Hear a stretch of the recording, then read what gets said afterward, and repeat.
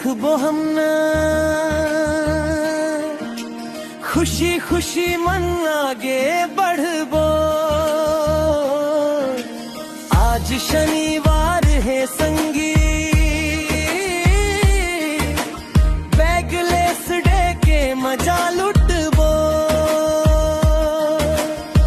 ना भारी बस्ता ना किताब मन है पूरा आज आजाद।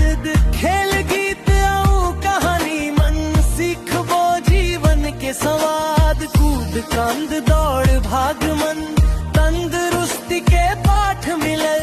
हार जीत ला सहज मनाबो साथी संग माया पले।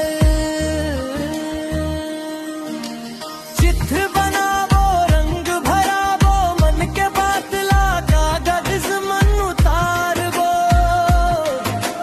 नाच गाना अभिनय करके आत्मविश्वास ला हम मन संवारबो। गुरुजी हमरे हाथ धर के सही राह ला दिखाते।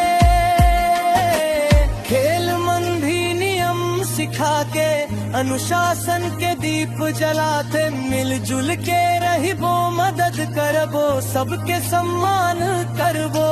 खेल खेल मन सीखबो हमने सुघर भविष्य गढ़बो। आज शनिवार है संगी बैगलेस डे के ये पहचान। बचपन हा फूल जैसन खिले हंसी मन बसई हमर जहां।